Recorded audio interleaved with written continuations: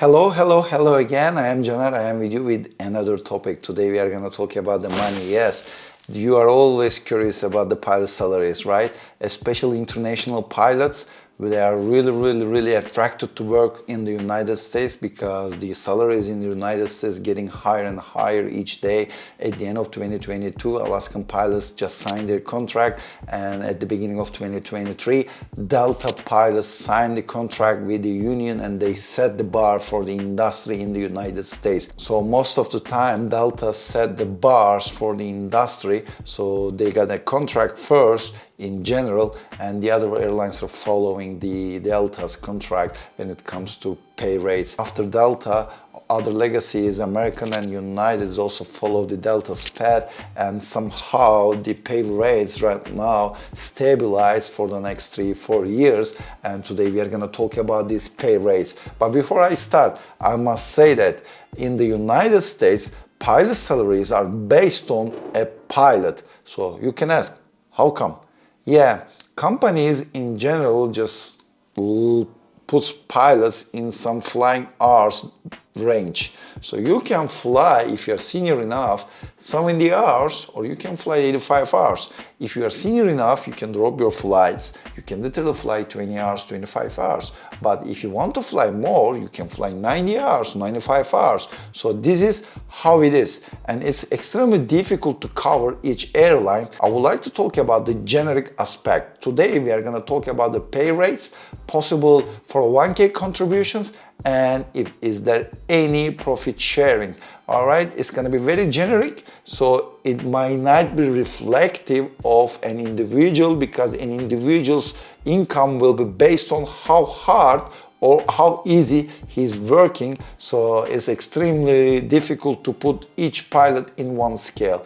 But you can always take the numbers and you can adjust these numbers based on your current flying hours in your current job, and then you can compare these scales. So there might be a fluctuation between the real numbers. So I wanted to give you general idea of the pay rates. Okay, please, if you work for any of these airlines, you can always go back and refer to your union and company documents to see what's the actual rate, because as of today, late 2023, Delta, American, United pilots, they got the new contract, but FedEx, those airlines pilots will be signing new contract. These new pay rates can even go higher, or minimum the other airlines will eventually match the numbers, because all pilots in America, they're in the same boat. So they're following the same pay rise, hourly pay rates. So therefore, each airline is trying to keep in a certain level. They don't want to lose any pilot towards to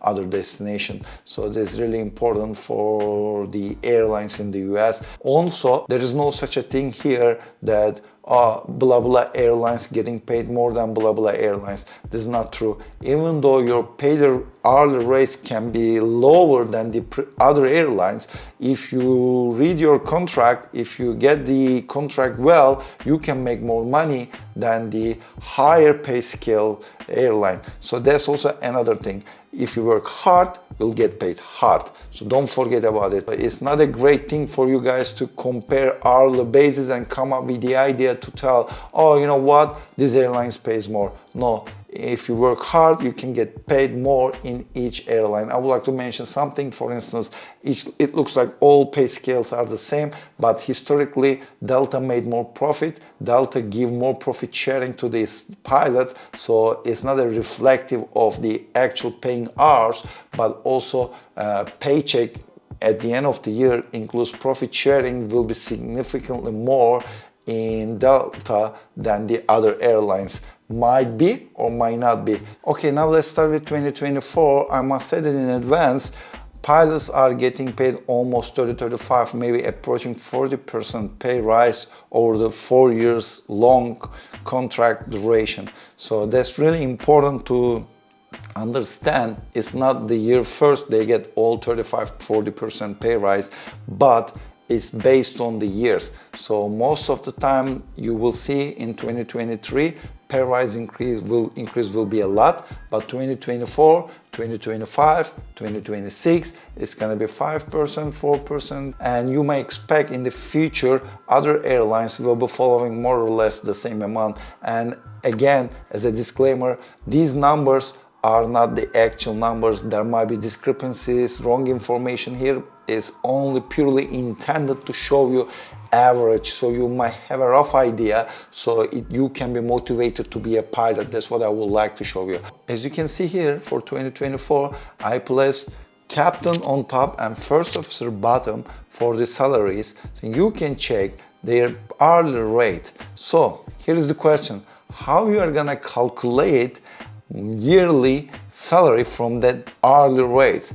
I know it is very difficult. It's really difficult because it depends on an individual performance, how hard or how easy he or she is intending to work. Of course, there's a limit set by the company. Also, seniority will be involved, so you can get rid of your flight or you can pick extra flights if your seniority can allow it. And also, depending on which company you're flying for, these rules are extremely tight or extremely relaxed, so it's extremely flexible and dynamic situation. And from these numbers, I would like to make a rough estimation. I must say that it's very roughly speaking, we can calculate the salary for our yearly basis based on 1000 credit. So if you multiply this hourly rate by 1000, you might get a salary at the end of this year that amount. So let's say if you're earning $300 per hour, you might expect to earn $300,000 per year. Are you gonna really fly 1000 hours? Because this is something that I'm getting from international pilots. It is too much. We cannot fly 1000 hours. This is not flying hours. This is credit. So 1000 credit doesn't mean that 1000 flying hours. In the US, system is a little bit different. You will get paid based on your hourly rate and this credit will be there. For instance, when you go to vacation for 10 days, you can get paid 45 hours. I don't want to refer back to each company's contract, but I'm trying to say if a company pays you 4 hours per day in vacation, and if you had 10 days of vacation, it means that you will get paid 40 hours though you are in vacation. When you do online training, when you go for type rating, if you're an instructor, if you do some instructing event, you will also get paid for that. This is how you can end up in 1000 hours. For the rough estimation, I can say that right now maybe I'm around 500, but I don't have 500 flying hours. That's how you should be thinking when it comes to separating flying hours versus getting credits. Okay, now I showed you 2024 numbers, and now let's move on 2025 numbers. From 2024 to 2025, I've just put the adjusted number based on the current contracts average of each airline, and you can see 2025 numbers here. How you are gonna get paid is, let's say you join the company 1st of January 2024, and you need to find the airplane type that you're flying, and you need to see your hourly rate. And in 2025, these numbers will be adjusted. It will be increasing, and you need to check in 2025 January second year pay. So basically your pay rate goes from the first year to second year, and also this pay rise will go up. So in 2026, likewise, you need to check third year FO of the related airframe paying hours. So this is how you should be calculating. And as you can see from the graph, there are only 12 years period. Once you reach 12th year, that means that your salary will be stagnant there. It's a good thing because let's say you are in the company for 30 years, you're reaching the maximum paying scale in 12 years. So after 12 years, you will be always getting paid the maximum amount, no matter what. So this is how you are calculating your hourly rate. Also, I would like to talk about the longevity. So most of the non-American pilots are thinking other way around. Let's say you are 5th year wide body FO and you decided to upgrade as a narrow body captain position. Everybody thinks that since you are 5th year wide body first officer, since you are upgraded to a captain and you are year first in your captain position, you will go for year first captain paying scale. This is not correct. There's longevity in the United States, so you will get paid 6th year narrow body captain position. So you should calculate your adjusted or maybe forecasted income based on this. But please, you should always calculate not based on future but based on what you have. This is the common mistake that pilots do. They are thinking that there will be a captain 3, 4, 5 years period, then wide body captain in 12 years period. So they are making future forecasted income calculations, then they go for their debt based on this assumption, but you never know. Aviation is very dynamic situation. You never know what's going to happen after 3 years, 3 months. You always need to make as if your plans based on you will stay here forever, so that you can make future plans when you go. That's it. That's something really important. I always see pilots are making these mistakes. That being said, that's what I wanted to show you, longevity and what is it about, how you are gonna go from year first, year second, year third. Now one more time I will put on the screen 2024 captain and first officer hourly rate, and then 2025 captain and first officer hourly rate, and then 2026 captain and first officer hourly rates here. You can always pause the video and then you can check the hourly rates in detail. So this is something that I'm referring in this video. You can always go back here and you can check the rates. Let's say you calculated your annual income. You don't have to multiply it by 1000, but you can think, oh, I can fly 800 credit, so I can gain 800 credit at the end of the year, so that's what I will make. You can always make your own simplified calculation based on that. Okay, this is how you calculate your annual income. Apart from that, there are two main considerations as well when it comes to income. One of them is 401k, the other one is, if is there any, in that case, profit sharing that's based on your annual income level. Let's say you are a first officer and you're making $200 per hour, and then you multiplied it by 1000, you're earning $200,000 per year. So with the new contract, which is good for pilots, the new contract starting from 2024, you will have 17% direct contribution for your 401k. I never seen anything better than airlines industry when it comes to paying the 401k that much. So it's a great thing for pilots, so that if you invest your money in a good way, you can have a decent retirement. Total compensation is a part of annual salary, and some percentage of this annual salary goes into 401k, which is 17%, will be 18% starting from 2026. And if you make a good money, if your company makes good money, then you can have a profit sharing on top of what you have earned as an annual salary. So it is really important to understand, actually everything is tied how hard you work in the company. If you work a lot, if you make 300,000, 400,000, you will make more money in your retirement account, because you will get 17% and 18% eventually, and then the company gives 10% profit sharing for you. So 10% of $300,000 is $30,000. But let's say if you make $500,000 a year, then it's gonna be $50,000.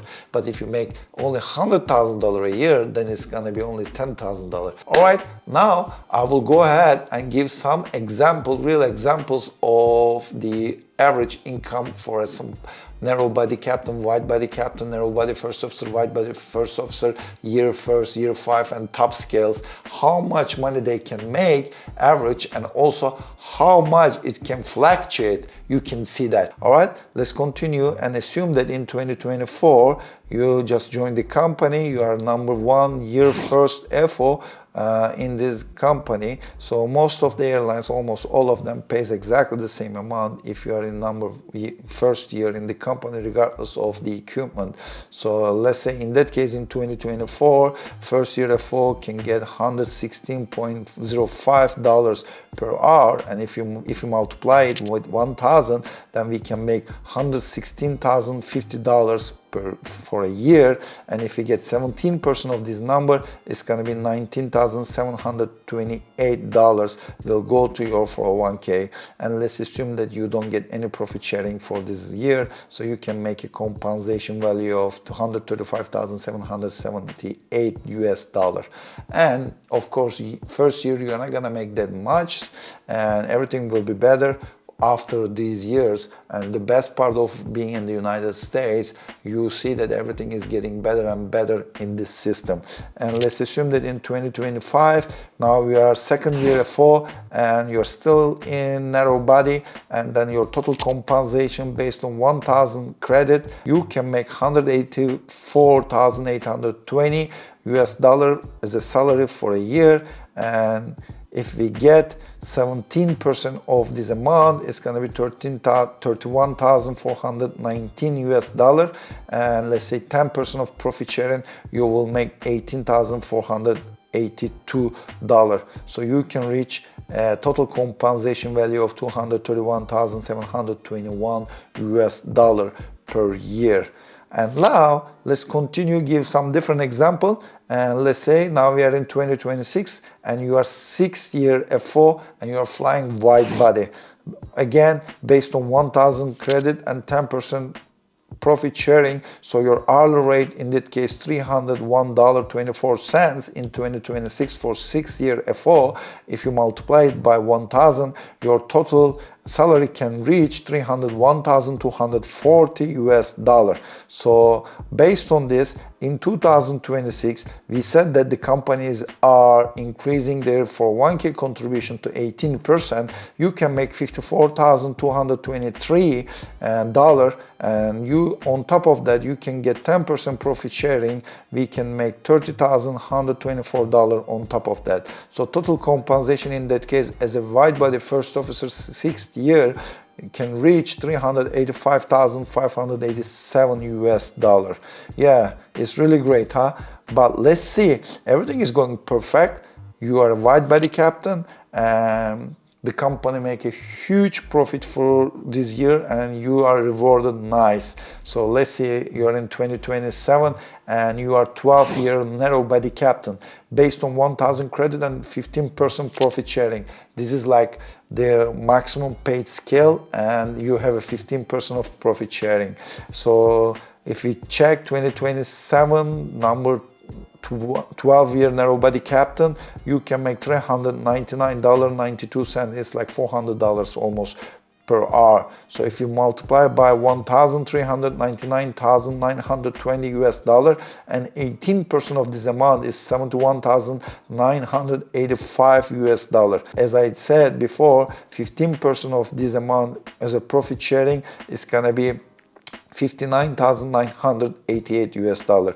So we can reach $531,983.6 as a narrow body captain if you are 12-year or older in this company by 2027, in this generic company. Let's say in 2028, 25 years, wide body captain now. As we all discussed, max scale is 12 years. So if you are in the company 13 years or more, you will get paid upper scale. In 2028, 2029, 2030, we can think that this airline didn't renew the contract, so we have exactly the same pay scale. So let's say you're wide body captain 2028, there's no pay rise for 2028 until getting new contract. You will have this amount. So based on this $498.25 and 1,000 credit makes $498,250. And as we discussed, 18% of this amount will be $89,685. So you can make this amount for 401k. And on top of that, if you calculate 15% of this amount for profit sharing, it's going to be 74,737.5. So total compensation can reach 662,672 US dollar. Isn't it amazing? So you can easily make more than $500,000 easily with a new contract when you are max out pay scale. I know there are lots of calculations on that, but believe me, there is no fixed amount when it comes to pilot salaries in the United States. With the new contract, with the old contract, doesn't matter. Everything is based on how much do you make in an hour, and everything is also based on how hard you work. So at the end of the year or a month, your contributions directly will be calculated based on your working hours, and at the end of the year, profit sharing will be also based on annual sum of your income level. That being said, guys, this is how you calculate your annual income based on current rates. I hope you like this video.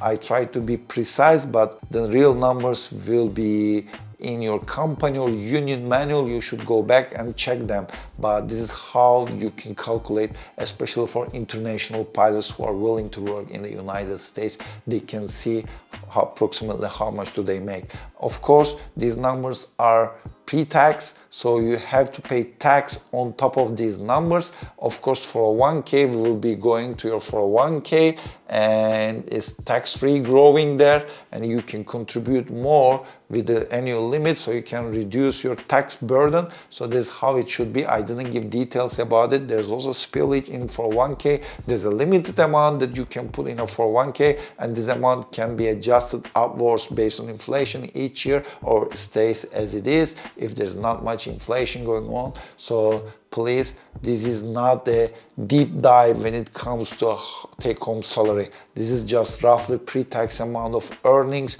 Your real income will be based on after tax. Are you married? Are you single?